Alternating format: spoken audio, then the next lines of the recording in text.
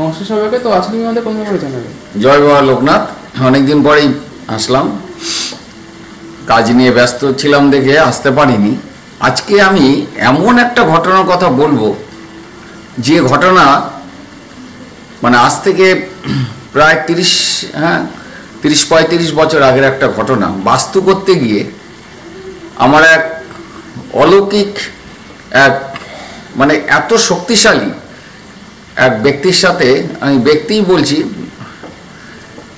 এই কারণেই বলছি, উনি নিজেকে মানে আমি মূল ঘটনায় যাওয়ার আগে আমি একটু হিন্স দিয়ে নিচ্ছি, কারণ এটা আমি কোনভাবে কিভাবে বলবো সেটা আমি নিজেও বুঝতে পারছি না। বাবা লোকনাথ যেরকমভাবে বলাবেন সেরকমভাবে আমি বলছি।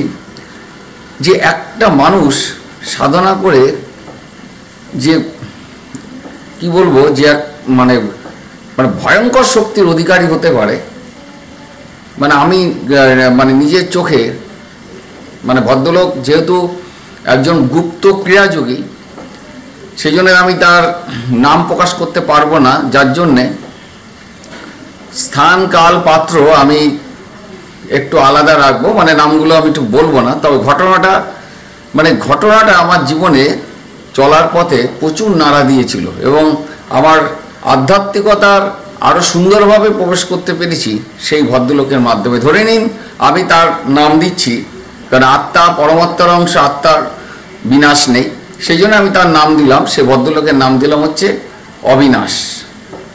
এখন অবিনাশ বাবুর সাথে আমার কিভাবে আলাপ হলো সেই ঘটনা বলতে গেলে অনেক ঘটনার মধ্যে দিয়ে সেই জায়গা পৌঁছতে হয়। আজ থেকে 30-35 বছর আগে আমি একটা বাস্তুর কাজে আমাকে উত্তর 24 পরগনার একটা গ্রামে যেতে হয়েছিল বাস্তুর কাজ দিয়ে, এবং তাদের সমস্যা ছিল যেটা আমি শুনেছিলাম, তারা বলেছিল যে দাদা আপনাকে একটু আসতে হবে, এবং তখন আমি সমস্ত জায়গায় গিয়ে বাস্তুর সমস্ত কাজগুলো করতাম। তা ওনারা বললো যে এখানে কিছুদিন ওনারা মানে খুব মানে কি বলবো, যে ভালো বিজনেসম্যান, ওদের নানা ধরনের নানা রকম ব্যবসা রয়েছে, এবং মানে আমি 35 বছর আগের কথা বলছি, তাদের বিশাল পয়সা, মানে নানাভাবে, এবং একাধিক বিজনেস থাকার জন্য নানাভাবে তাদের মানে বৈভব পয়সা, মানে সমস্ত কিছু। মানে আমি 35 বছর আগে তার বাড়িতে আমি নিজে দেখেছি একটা অ্যাম্বাসেডার গাড়ি, একটা মারুতি গাড়ি, একটা হচ্ছে এতদিন আগের কথা, মানে ঘটনাটার পরিপ্রেক্ষিতে আমার মনে আছে একটা জেন গাড়ি, এবং কত বাইক রয়েছে, মানে এত পয়সা তাদের। এবং তারা বলছে যে হঠাৎ করে তাদের সমস্ত কিছু ধ্বংস হতে শুরু করেছে।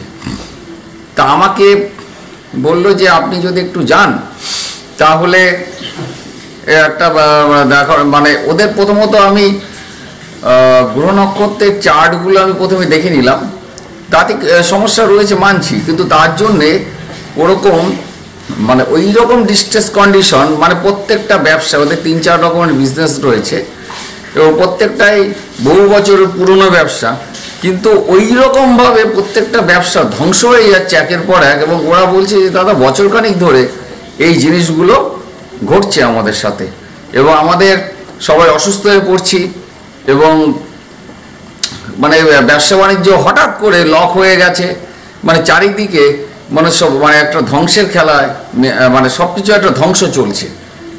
তাই বললাম যেহেতু গ্রহ নক্ষত্রে যে চার্ট আছে তাতে তো এতটা ডিস্টার্ব হওয়ার কথা না, তাহলে বাস্তুটা দেখতে হবে। তাহলে বাস্তুতে সেইখানে আমি তাদের বাস্তুতে পৌঁছালাম, এবং বাস্তুতে পৌঁছতে গিয়ে আমি স্টেশন থেকে যখন নামলাম, এবং আমি একটা জিনিস দেখলাম, আমি গেছিলাম হচ্ছে মোটামুটি ওই দুপুরের দিকে যখন গেলাম, এবং ওই যখন আমি যাচ্ছি হঠাৎ করে প্রথম সিগন্যালটাই হলো ভয়ানকভাবে কাকগুলো, এখন একটু গ্রাম্য সাইড, কাক তো মানে থাকবে, কোনো ই নেই, মানে ভয়ানকভাবে ডাকা শুরু করলো। এবং আমাকে যিনি নিয়ে গেছিল মানে ওদের বাড়ির একজন সদস্য বললো যে এত কাক ডাকছে কেন? আমি বললাম যে এত কেন কাক ডাকছে সে তো আমি বুঝতে পারছি কেন কাক ডাকছে। তারপরে হঠাৎ করে একটা কুকুর দেখলাম, সে কুকুর মানে ওইখানকারই মানে লোকাল কুকুর মানে রাস্তায় থাকে গ্রামের দিকে সে দেখা গেল যে ভয়ানকভাবে কাকগুলো মনে হচ্ছে যেন আমাকে মানে হ্যাঁ কাকগুলো মনে হচ্ছে যেন আমাকে মানে মানে ঠুকরে দেবে এরকম মানে মানে আর আমার সাথে যে ভদ্রলোক ছিল মানে মানে আমাকে তো আছেই এবং তাকেও মানে করবে এবং একটা কুকুর হঠাৎ করে তা 5-6 আমার যতটা খেয়াল করছে 6টা-7টা কুকুর ছিল যেরকম থাকে হঠাৎ করে কুকুরগুলো কোনো কারণ ছাড়াই মুভমেন্ট চেঞ্জ করে মনে হচ্ছে ছিঁড়ে ফেলবে এরকম মানে আমার দুজন বলছি যে এটা কী হচ্ছে আর উনি তো ওখানকারই বাসিন্দা উনি বলছে যে এগুলো তো আমরা নিত্য স্টেশন থেকে বাড়িতে যাতায়াত করি তো এরকম তো করে না বরঞ্চ মাঝে মধ্যে এদের বিস্কুট দিয়ে দিতে এরকম করছে কেন আমি বললাম যে এরকম করছে কেন সেটা পরে আমি আপনাকে জানাচ্ছি আগে তো যাই আপনাদের বাড়ি পর্যন্ত পৌঁছতে লোকনাথ বাবার আশীর্বাদ হয়তো পৌঁছতে পারবো পৌঁছানোর পরে তারপরে আমি বুঝতে পারছি যে কি ঘটনা ঘটতে যাচ্ছে এইবার তো আমি চললাম রাস্তায় দুদিকে একটু গ্রাম্য সাইড এবং ওদের বাড়িতে প্রচুর জায়গা জমিও রয়েছে এবং ওখানে দেখলাম চারিদিকে ধান হয়ে রয়েছে তবে প্রাকৃতিক পরিবেশ অপূর্ব এবং তখন কিন্তু কোনো ঝড় বৃষ্টি বা ওই সমস্ত কিছু না কিন্তু মানে সমস্ত মোস্ট প্রবাবলি তখন নর্মাল সময় ছিল নর্মাল সময় বলতে ওই সময়টা ছিল হচ্ছে কি বলবো ওই মোস্ট প্রবাবলি ওইটা ছিল হচ্ছে ফাল্গুন মাসটা হবে ফাল্গুন মাস হবে অতদিন আগের কথা এবং ফাল্গুন মাস এবং একটু মনে আছে শীত সবাই গেছে তারপরে ওই মাঘের শেষ মানে ফাল্গুন মাসে এবং চারিদিকে একটা মনোরম গ্রাম্য চারিদিকে ছোট ছোট পুকুর দেখলাম একটা অপূর্ব পরিবেশ এবং একটা জিনিস আমার খুব ভালো লাগলো ওই রাজহাঁস কিন্তু আমি দেখতে পেলাম ওখানে রাজহাঁসগুলো জলের মধ্যে কি সুন্দর ভাসছে এবং ওখানে ওই গ্রাম্য পুকুরের মধ্যে ছোট ছোট ওই মানে ওইখানে আমি অত বছর আগেও লাল রঙের ওই পদ্ম না শাপলা ফুল দেখলাম শাপলাটার রং হচ্ছে মানে লাল লাল শাপলা এমনি শাপলা পুকুরের জলে রয়েছে এবং ওখানে ওটা আর পদ্মের মতন ওই সময়টা যদিও ওটা সিজন কিনা যাই না কিন্তু ওটা দেখতে পেয়েছিলাম তো অপূর্ব মনোরম পরিবেশ এবং একটা জিনিস হচ্ছে যে চারিদিকে মানে প্রকৃতি যেন তার একটা ঢেলে সাজিয়ে দিয়েছে কিন্তু তার মধ্যে এরকম একটা মনোরম পরিবেশের মধ্যে যে ওই রকম মানে মানে ওই রকম মানে একটাই মানে কুকুরে তারপরে হচ্ছে কাকগুলো অবশ্য তারপরে আমি যে আমার যেটা এবার ঘটনা বলি ওই বাবা লোকনাথের নাম জপ বা যে সমস্ত মন্ত্র আছে বাবা লোকনাথের বা যে সমস্ত বাবা লোকনাথের আশীর্বাদ শিখেছিল ওই মন্ত্র জপ করতে করতে দেখা গেল যে ওই কাকগুলো চলে গেল এবং কুকুরও কিছুক্ষণ মানে মানে বিশেষ করে একটি কুকুর 5-7টা কুকুরের মধ্যে একটা কুকুরই যেন হঠাৎ করে যেন মনে হচ্ছে সম্মিলিত হয়ে মানে আমাদের মানে একেবারে মানে কি বলবো মানে আমাদের দুজনকে ছিঁড়ে ফেলে দেবে এরকম ব্যাপার তো যাই হোক ওখানে যারা মাঠে কাজ করছিল তারা এসে এই করলো কিন্তু তাদের কথাও শুনছে না মানে ওরা বলছে যে এরকম তো তাকে এরকম হচ্ছে কেন তা যাই হোক তারপরে মনে মনে আমি ওই বাবা লোকনাথের মানে ওনার কীভাবে যা যা শিখতে পেরে জানতে পেরেছি মানে সে সমস্ত প্রয়োগ করার পরে দেখা গেলো ওইটা স্বাভাবিক হয়ে গেল ওইটাও গেল তারপরে আমি তো ওই মনোরম প্রাকৃতিক পরিবেশ ওরা বলেছিল যে এখান থেকে 20-25 মিনিট লাগবে আর হেঁটে যেতে আর একটা করি তখন ভ্যান গেল না ভ্যান দরকার নেই কেননা এখন পরিবেশ মনোরম বরঞ্চ হেঁটে যাই হেঁটে গেলে পরে কি হবে হেঁটে গেলে পরে প্রাকৃতিক পরিবেশটা আর এখানকার এই টাটকা বাতাস পলিউশন ফ্রি বাতাস যেটা শরীরের মানে খুবই উপকারী যাই হোক আমি ওখান থেকে যেতে যেতে যেতে যেতে তারপরে একটা মানে কি বলবো ওখানকার মানে আমি যদি ওখানে প্রকৃতির মানে বর্ণনা দিই মানে আর একটা অদ্ভুত গ্রাম্য পরিবেশ যেরকম হয়ে থাকে মানে মাঠে ওই কিছু গরু চড়ছে মানে একটা অদ্ভুত পরিবেশ মনে হচ্ছে যেন এইটাই মানে স্বর্গ মানে আমার মনকে খুব দোলা দিয়েছিল মানে এই বিক্ষিপ্ত দুটো ঘটনা বাদ দিই এইবার আমি যখন ওই বাড়িটা হচ্ছে বেশ অনেকটা জায়গা নিয়ে একটা বেশ বড় বাড়ি।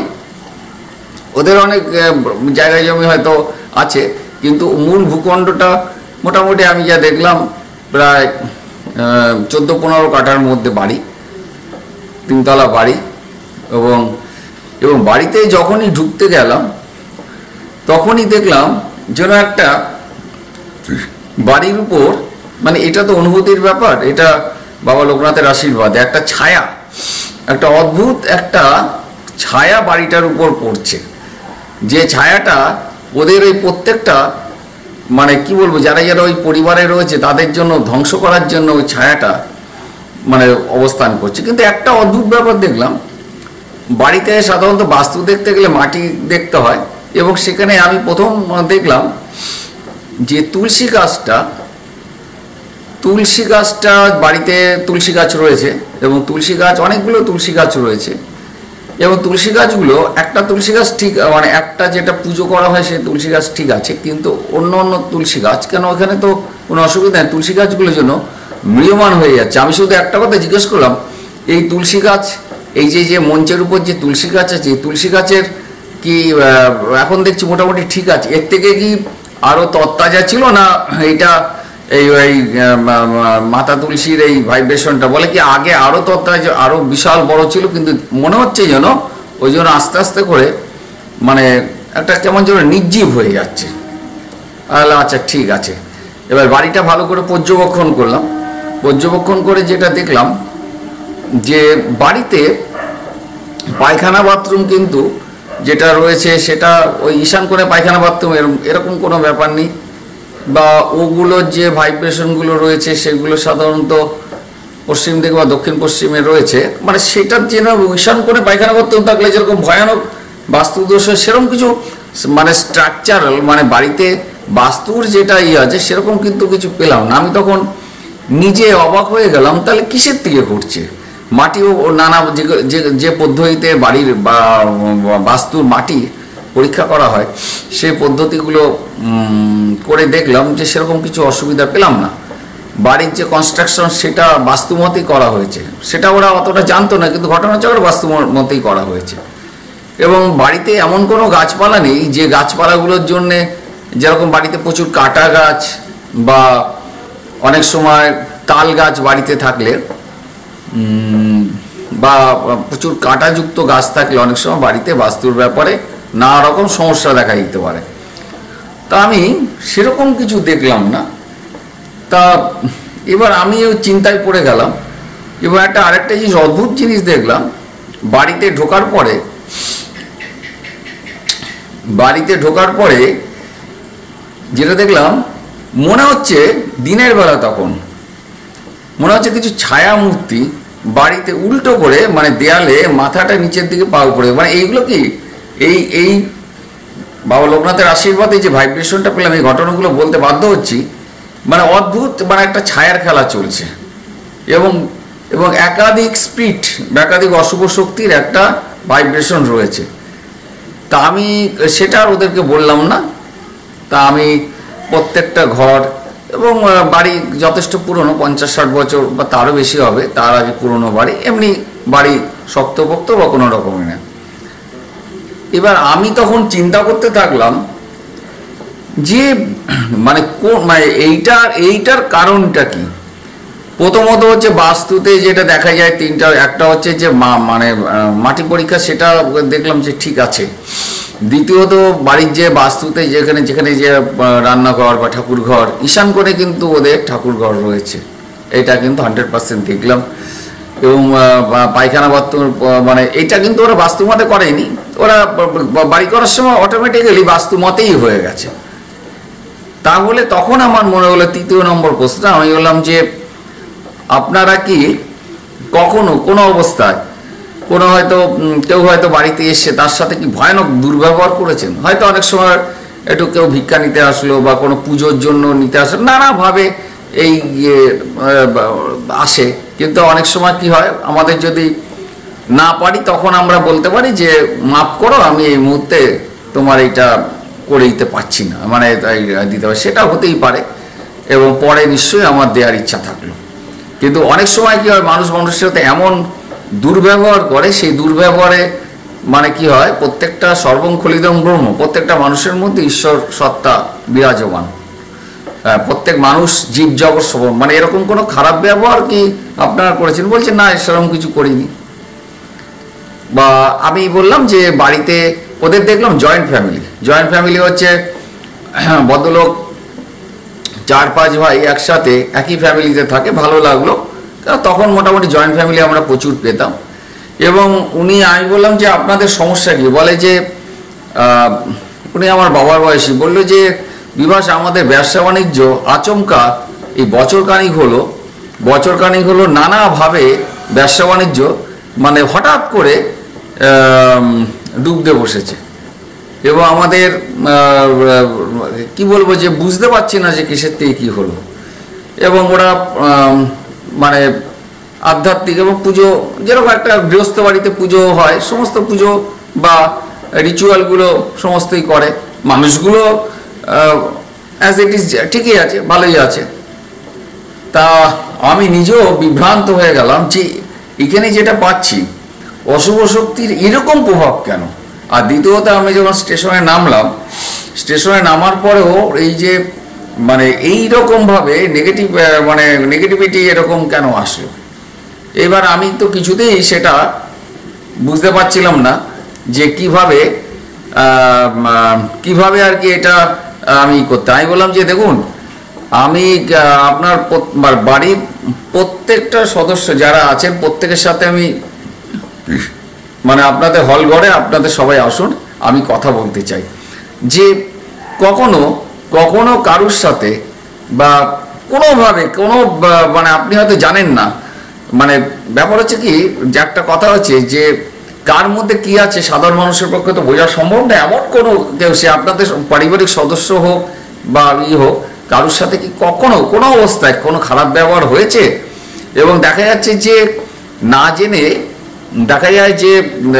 না জেনেও মানুষ এমন ভুল করে ফেলে যে দেখা যাচ্ছে কোনো আপনি গুপ্তভাবে আছে এমন কোনো মানে সিদ্ধ মহাত্মা দেখা গেল as it is pant shirt পরে আছে, বা মানে নর্মাল মানুষের মতো তাকে হয়তো মানে আঘাত দিয়ে ফেলেছেন, যার ফলে মানে তার সাইড এফেক্ট হিসাবে বাস্তু এদিক দিয়ে অসুবিধা থাকলে মানে হঠাৎ করে তার মনের যে বেদনা বা দুঃখ সেটা তো আপনাদের কিছু মুখে বলেনি, কিন্তু সেটাই কিন্তু অভিশাপ রূপে নেমে এসেছে। এ কাটানো অসম্ভব, একমাত্র তার কাছে এই ব্যাপারটা ক্ষমা চাইলে তবেই এটা সম্ভব। এবং কিন্তু আমি তো বুঝতে পারছি না, আপনারা বলছেন যে সেরকম কোনো ঘটনা ঘটেনি।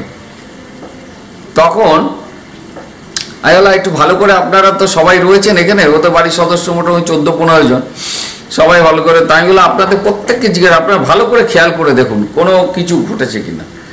মানে আপনাদের একটু পারিবারিক ঘটনাও আমাকে জানতে হবে, বা পরিবারের কারোর সাথে কি কখনো ধরেন আপনাদের রিলেটিভ বা কারোর সাথে কি কোনো বাজে ব্যবহার করে ফেলেছেন।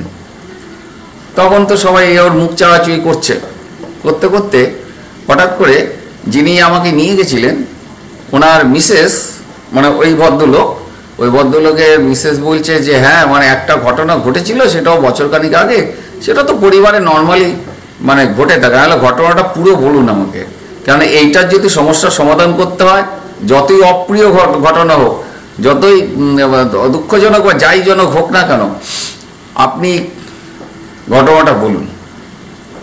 বললো যে বাবা কি বলবো, মানে আমি একটা ব্যাপার হচ্ছে যে আমার মেয়ের বিয়ে হয়েছে, তা আমাদের এই যে ওই জামাইয়ের সাথে একটা খুব মানে খাওয়া দাওয়ার ব্যাপার নেই, একটা অন্যরকম হয়েছিল। পুরো ঘটনা বলুন, সে যার সাথেই হোক। একটা জিনিস আমি বলছি যে ব্যাপার হলো যে সর্বং খলিদং ব্রহ্ম, কার মধ্যে কোন শক্তি ঈশ্বর দিয়েছে কেউ জানে না। সেই জন্য প্রত্যেকটা মানুষ তো বটেই, এমনকি জীবকুল মানে এবং আমাদের বৃক্ষকুল, প্রত্যেকের সাথে আমাদের ব্যবহারটা মানে সুন্দর হওয়া দরকার, যার অহেতুক আমাদের দ্বারা কোনোভাবে কেউ যেন আঘাতপ্রাপ্ত না হয়। বলুন ঘটনাটা, যতই অপ্রিয় হোক, এখানে তো বাইরের লোক কেউ নেই, আপনারা সব ফ্যামিলির সদস্য রয়েছেন আর আমি রয়েছে। আমাকে যদি আপনারা সব ঘটনা না বলেন তাহলে আমি এখান দিয়ে চলে যাচ্ছি, কেননা আমার মাথায় কোনোভাবে ঢুকছে না, আপনারা অন্য কাউকে ডেকে নেবেন, কারণ আমার পক্ষে সম্ভব না। আপনাদের যা পরিস্থিতি আপনারা বললেন যে একের পর এক অসুস্থ হয়ে পড়ছেন, তারপরে একের পর এক এরকম মানে কি বলে ব্যবসা বাণিজ্য শারীরিক মানুষ সব দিক দিয়ে বিপর্যস্ত হয়ে যাচ্ছেন, এটা কেন হচ্ছে? আর এই যে যে সমস্ত নেগেটিভিটি বাড়ির মধ্যে তৈরি হয়েছে, এমন কোনো মানে মানে এমন কোনো শক্তিশালী কাউকে আপনারা বিনা দোষে আঘাতপ্রাপ্ত করেছেন, তার তার সাইড এফেক্ট হিসাবে ঈশ্বর মানে তার যে সমস্ত শক্তি, সে হয়তো ক্ষমাশীল, কিন্তু তার ভিতরে যারা আছে বা সে যে শক্তি লাভ করে সে সমস্ত শক্তি নানাভাবে আপনার বাড়িকে একদম ম্যাশ করে দেবে। এবং আপনার বলুন, তখন বলল যে ওনার ওই বড় ভাইয়ের মানে ওনাদের তো জয়েন্ট ফ্যামিলি, 5-7 জামাই মিলে বড় ভাইয়ের এক মেয়ের সাথে একজনের বিবাহ হয়েছে। ছেলেটি হচ্ছে বেকার ছেলে, কিন্তু যাই হোক সেটা তারা দেখে শুনে দিয়েছে। ছেলেটা মানে ওই ছেলেটা বেকার, কিন্তু যাই হোক, কিন্তু ছেলেটা খুব সৎ দেখে মানে তার বাবা মা মানে এখানে হচ্ছে যার সাথে বিবাহ হয়েছে ওই মেয়েটির, তার বাবা মা দেখলো যে যখন এই ছেলেটি মানে পড়াশোনা এত ভালো, এই মুহূর্তে সেরকম কিছু টুকটাক করছে, টুকটাক কাজ করছে, একটা সময় যেহেতু প্রচণ্ড অনেস্ট, প্রচণ্ড ভালো, এটুকুই তারা জানে, তা এরকম ছেলের সাথে আমার মেয়ের বিয়ে দেবো, যে এই সততার প্রভাবে একদিন সে দাঁড়াতে পারবে।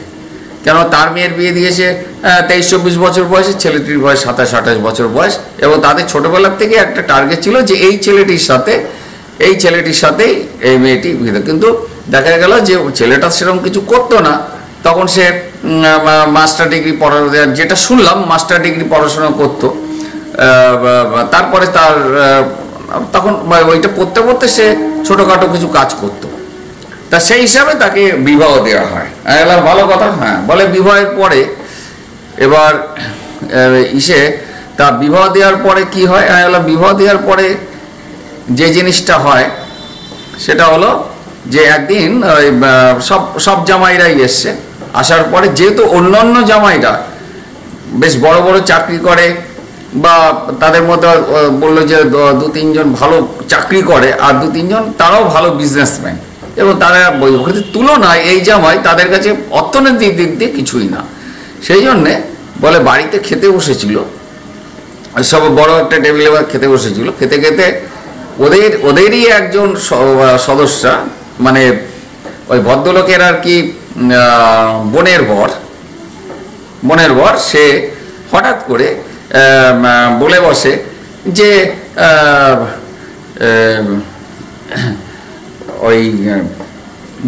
যে ওই যে জামাই আছে, এবার আমি যার কথা বললাম যে ওই যে অবিনাশ যে নামটা, এবার অবিনাশের মানে মানে আমি যে মূল প্রসঙ্গে যেতে চাচ্ছি সেই প্রসঙ্গে যেতে গেলে এই জামাইয়ের নামই হচ্ছে অবিনাশ, এবং এই অবিনাশ বাবুকে অন্য ওই মানে তার যে 2 শ্বশুর মশাই, একজন বললো যে ধরুন 6 জন জামাই খেতে বসেছে, বললো যে এই পাবদা মাছ, হ্যাঁ মনে করো পাবদা মাছ দিচ্ছিল, তা 2 পিস করে দিয়েছে। তারপরে বলছে যে অবিনাশের দরকার নেই, ও সেরকম কাজকর্ম করে না, কেননা কথাটা খুব বাজে কথা বলেছে, মজা করে বললো, এরকম কথা কাউকেই বলতে নেই, খাওয়া নিয়ে খোটা দিতে নেই। তা এবার বলছে যে ওই 5 জন জামাইকে হ্যাঁ আরো 2 পিস করে দাও, অবিনাশের আমার দরকার নেই, অবিনাশকে আর দেওয়ার দরকার নেই। তখন আরেকজন আবার মজা করে বলছে কেন অবিনাশকে আবার সবাইকে দেওয়া হবে, ওকে দেওয়া হবে না, ইচ্ছা করে ইনসাল্ট করা হলো, যেহেতু ওই অবিনাশ বাবু সেরকম কিছু ওই মুহূর্তেও সেরকম কিছু করে না দেখে ইচ্ছা করে মানে এই যে সবার মধ্যে এই যে জুতো মারা। তখন আমি বল হ্যাঁ তারপরে ঘটনা বলুন। তারপরে তখন বলছে যে এই ঘটনা হলো, তা অবিনাশ বাবু হঠাৎ করে খাওয়া ফেলে বলল যে অন্ন ব্রহ্ম, আমি মানে অদ্ভুত কথা বেরোলো, অবিনাশ বাবু আর কি বলে আমি বললাম যে ওনাদের মধ্যে তখন অবিনাশ বাবু শুধু একটা অন্ন ব্রহ্ম, আমি এই ব্রহ্মকে কখনোই করব না, কিন্তু আপনারা সে মাছ দেবেন কি না দেবেন সেটা বড় কথা না, কিন্তু এইটা আমাকে কেন করলেন? আপনারা জেনে শুনেই আমার সাথে আপনাদের মেয়ের বিয়ে দিয়েছেন, কিন্তু সবাইকে একসাথে ডেকে আমার সাথে এরকম ব্যবহার করলেন কেন? মাছ আমি আর নেবো না, কিন্তু অন্যটা আমি মানে যতটুকু নিয়েছি ততটুকু আমি গ্রহণ করলাম। কিন্তু একটা জিনিস বলল উনি, এই মানে অবিনাশ বাবু নাকি একটা কথা বলেছিল যে আমি আর জীবনে আপনাদের বাড়িতে আর আসবো না, মানে ওই অবিনাশবাবু বলছে শ্বশুর বাড়িতে আমি আর আসবো না। আর দ্বিতীয়ত আমার যিনি ইষ্ট এবং আমার যিনি গুরু আছে এই কথার উত্তর উনি দিয়ে দেবেন। বললো অবিনাশবাবু, মানে খাবারটা কমপ্লিট করলো, করে হাত মুখ ধুয়ে সেই যে বেরিয়ে গেল, তারপরে তার মিসেসও কান্নাকাটি করলো। তা আয়লা তারপরে বলে তারপরের থেকেই বলে আমাদের এই ব্যবসা বাণিজ্য বপদ, এবং তারপরে যিনি আর কি বলেছিল, মানে যে ভদ্রলোক বলেছিল যে ওই যে পাবদা মাছ সবাইকে দুটো করে দাও, আর আরেকজন বলেছিল যে সবাইকে দুটো করে দেবে, অবিনাশকে কেন দেবে না, মানে তখন ওটা বলেছিল যে অবিনাশকে ছোট করার জন্য। তখন এই যে কথাটা বললো, মানে অবিনাশের জিনিসটাকে দিয়ে যে একটা ইনসাল্ট বা ভয়ঙ্কর অপমান করলো, তখন এবং যিনি আর কি করেছিল যে দুই ভদ্রলোক আর কি, মানে ওনার হিসাব মতন যেটা হয় হচ্ছে, মানে কি বলবো, এটা হচ্ছে মেসো শ্বশুরই তো বলবে, হ্যাঁ মেসো শ্বশুরই হয়, যে দুজন যে মানে পিসে শ্বশুর, হ্যাঁ দুজনের পিসে মশাই হচ্ছে, যে পিসে মানে পিসে শ্বশুর যে ভয়ঙ্কর অপমান করলো, তাদের মধ্যে বললো যে একজনের মানে হঠাৎ করে তাদের এই মানে বিশাল ব্যবসা ছিল এবং হঠাৎ করে ভদ্রলোক কিডনি ড্যামেজ হয়ে মারা যায়। আর দ্বিতীয়জন যে পিসে শ্বশুর, সে দেখা গেল যে তারও বড় ধরনের কোনো ব্যবসা ছিল, বলে ওই যে মারা গেল ঠিক 6 মাসের মধ্যে, এবং আরেকজনের যে ছিল তার দোকানটাও আস্তে আস্তে ড্যামেজ হতে শুরু করে, এবং এই মানে গাড়িগুলো সমস্ত বিক্রি করে দিতে বাধ্য হলো। এবং আরেকজন যে কি বলবো, যে আরেকজন যে তার যে কাকা শ্বশুর, সে কাকা শ্বশুর যে অপমান করলো, দেখা গেল যে ওই বললো যে তারপরে উনিও ওই অপমানে জড়িত ছিলেন, এবং উনিও হঠাৎ করে অসুস্থ হয়ে পড়লো, এবং ওনার ছেলে অসুস্থ হয়ে পড়লো। মানে ব্যাপার হচ্ছে কি জীবন নিয়ে টানাটানি, মানে ব্যাপার হচ্ছে একটা বিশৃঙ্খলাই হলো। তখন আমি শুধু কয়েকটা কথা বললাম যে দেখুন, উনি যেভাবেই হোক উনি কোনো উচ্চকোটির মহাসাধক, আপনারা সে জামাই হোক যাই হোক, কিন্তু উনি গুপ্তভাবে আমাকে যেভাবেই হোক এই গুপ্ত সাধকের সাথে যোগাযোগ করতেই হবে।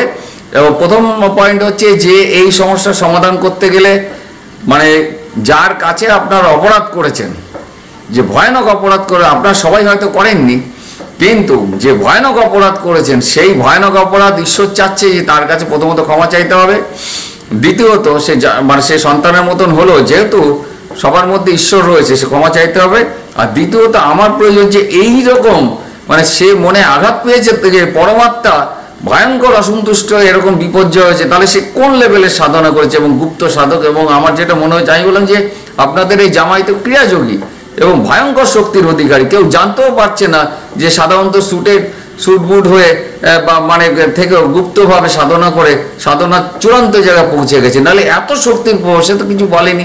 এবং তার দুটো কথা আমার সে কত উচ্চকোটির সাধক, সে বলে অন্ন ব্রহ্ম, সুতরাং অন্নকে আমি অপমান করবো, ভাত আমি পুরো মানে খাবো, এই অপমানের পরেও খাবো। তার কারণ হচ্ছে কি, মানে ঈশ্বর ইচ্ছা ছাড়া জগৎ চলে না। ঈশ্বর চেয়েছে যে আমি আমার ক্রোধ জয় করতে পেরেছি কিনা সেটার পরীক্ষা। এই আমি একটা জিনিস বলছি, যদি ওই মুহূর্তে ওই অবিনাশবাবু যদি কোনো মুখে যদি কোনো মানে কিছু বলতো, তার রাগ প্রকাশ করতো, তাহলে কিন্তু ওইটার উপর দিয়ে কেটে যেত। যেহেতু উনি শুধু বললো এর বিচার গুরু গোবিন্দ করবে বা ইষ্ট করবে, ফলে হচ্ছে কি জিনিসটা আমি বললাম যে ভয়ানক জায়গায় চলে গেছে, এটা কেউ ঠেকাতে পারবে না, একমাত্র উনি যদি ক্ষমা করে, ঈশ্বর এটা ঠেকাবে না। কেন আপনারা একটা মানে আপনারা সবাই না, কেন তাকে শুধু খেতে বসে এরকম অপমানটা কেন করলেন, এটা আমিও মানতে পারছি না। যাই হোক, তখন ওদের তো যা বিপর্যয় 1 বছরের মধ্যে ঘটে গেছে, ঈশ্বরের প্রতিশোধ নিচ্ছে। একজন মানে উচ্চকোটির মহাত্মাকে অপমান করার, জেনে হোক না জেনে হোক, কাউকে কখনো অপমান করা উচিত না। তা এর নিজস্ব যেতে হবে, এবং আপনি সেই জামাইয়ের ঠিকানা বলুন, আমি যাব, কথা বলবো, কথা বলে তারপরে এটা কি প্রতিকার করা যায় আমি চেষ্টা করব। আপাতত আজকে আমি এখানেই রাখলাম। আপনার এই পরেরটা জানতে গেলে আমি পরে আমি এই সেকেন্ড পার্টে আমি জানার চেষ্টা করব। এবং ওইখানে অবিনাশবাবু যে কি অদ্ভুত অদ্ভুত ক্ষমতার অধিকারী, মানে আমি নিজেও অবাক হয়ে গেছি।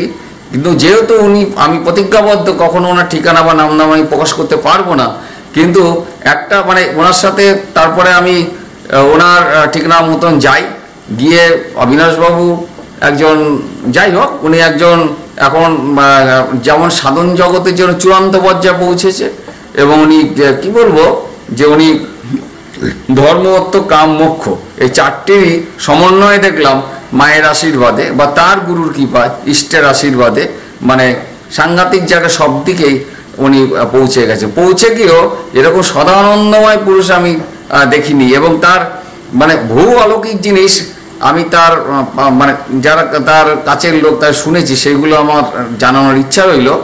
এবং সবথেকে বড় কথা যে যখন আমি মানে এইটা আমি ওই সেকেন্ড এপিসোডে বলবো, একটা ঘটনা হচ্ছে যে উনি তখন আমাকে বলেছিল যে যখন সমস্ত কথাবার্তার প্রসঙ্গে একটা বলেছিল, যখন তার বাড়িতে বেরোয় তখন বলেছিল এই বাসটা আপনি যাবেন না, প্রথম যে বাসটা দেখবেন ওটাই যাবেন না, দ্বিতীয় বাসটায় যাবেন, কারণ এই প্রথম যে বাসটা আপনি বাড়ি যাওয়ার জন্য উঠবেন সেটা খারাপ হয়ে যাবে। এবং আমি এটা দেখেছিলাম যে প্রথম বাসটা খারাপ হয়ে রাস্তার ধারে পড়ে আছে, আমি যার জন্য প্রথম বাসে উঠিনি। তাহলে কি অসাধারণ ক্ষমতা, অথচ উনি সাধারণ গৃহস্থ, কেউ জানতেও পারলো না। হ্যাঁ, মুষ্টিমেয় কয়েকজন ওনার কাছের লোক ছাড়া।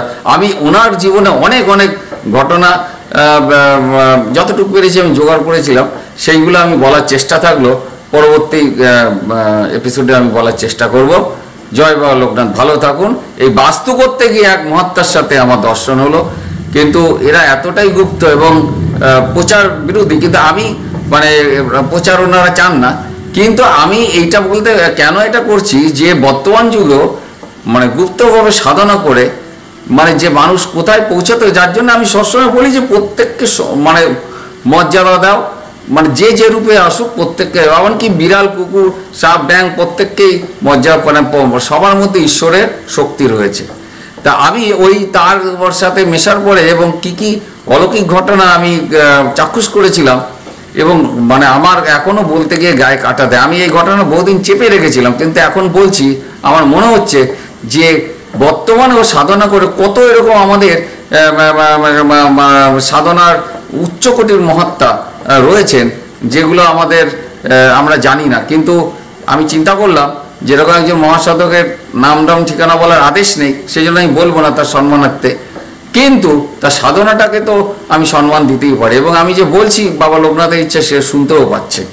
এবং এইটুকখানি হলো যে এইটা প্রথমত হচ্ছে যারা সাধনা করেন তারাও এটুকু, কারণ সে সংসারী, তার বাচ্চা আছে, তা সুতরাং সংসার জীবন পালন করেও সাধনা যে চূড়ান্ত জায়গায় যাওয়া যায়, ছন্দবদ্ধ জীবনযাপন করা যায়, সেটা তার প্রকৃষ্ট উদাহরণ। এবং অনেক অলৌকিক ঘটনা তাকে নিয়ে অনেক ঘটেছে, সেইগুলো যেরকম একটা বললাম বাসের ব্যাপারটা, এটা বললাম।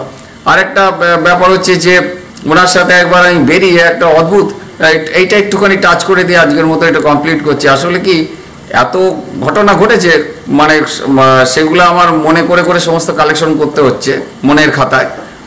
তা একটা জিনিস হচ্ছে যে সেটা হলো যে আমি আর উনি এক জায়গায় যাচ্ছি, এবং যাওয়ার পরে দেখা গেল যে ভয়ানক মানে বৃষ্টি, মানে প্রচণ্ড বৃষ্টি, মানে তখন বৃষ্টির পরিবেশ ছিল না।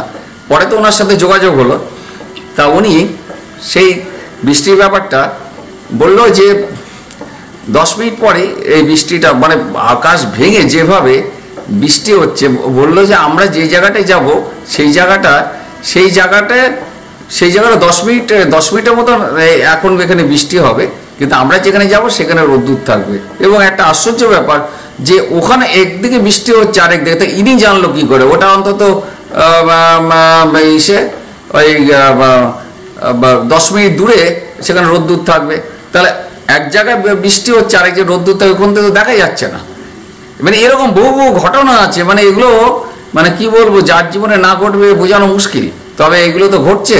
তা বাস্তু করতে গিয়ে অনেক অলৌকিক জিনিসের সম্মুখীন হয়েছি, এটা তার মধ্যে অন্যতম, মানে শ্রেষ্ঠ বলা যেতে পারে। আরও অনেক ঘটনা আছে এই অবিনাশ বাবুর, মানে এবং তারপর জানিয়ে রাখি তারপরে অবিনাশ বাবুর সাথে কি ঘটলো শ্বশুরবাড়ি এবং কিভাবে এই সমস্যার সমাধান। কিন্তু সমস্যার সমাধান বলতে সেইভাবে সেরকম কিছু হয়নি, কিন্তু যা হবার তো হয়ে গেছে। আর এরাও মানে একরোখা টাইপের, এরা কিন্তু আমার বলাতেও কিন্তু এরা মানে ক্ষমা কিন্তু সেইভাবে চায়নি, এবং চাইনি, অন্যভাবে নেমন্তন্ন করেছে কিন্তু ক্ষমা চাওয়া বলতে যেটা বোঝায় সেটা কিন্তু স্টিল নাও করেনি। এবং তার ফলে দেখা গেছে এই পরিবারটা পুরো ছারকার হয়ে যায় এবং নানা বিপর্যস্তের মধ্যে দিয়ে সেই জায়গাও ধ্বংসস্তূপে পড়ে, তার সব ছিন্ন ভিন্ন মেঘের মতন। এরা কেন পয়সার মানে মানে কি বলবো, এটা আমি বলবো পয়সার গরমে এরা কিন্তু সেই জিনিসটা করেনি, এবং করলে পরে কিন্তু এটা কেটে যেত। কিন্তু ইনি কিন্তু যেটা বলেছিল যে আমি তো বলেছি যে আমি অপমান বোধ করছি না, কারণ সবই তার ইচ্ছা ছাড়া গাছের পাতে নড়ে না, মান অপমানের কি আছে। হ্যাঁ, ঈশ্বর ওই রূপে আমাকে অপমান করেছে, এই রূপে এই হলো, মানে ওনার কথা হচ্ছে যা হচ্ছে ভালোর জন্য হয়েছে। কিন্তু উনি যখন সবকিছু ঈশ্বর বলে ছেড়ে দিয়ে ঈশ্বর বিচার করেছে, এবার ওনার জীবনে এই মানে আমি বলতে যাচ্ছি অবিনাশ বাবুর জীবনে যে অলৌকিক ঘটনাগুলো আমি পর্যবেক্ষণ করেছিলাম, যদি আপনারা জানতে চান তাহলে আমি পরে জানানোর একটা ইচ্ছা রইল। জয় বাবা লোকনাথ, ভালো থাকবেন, জয় গুরু।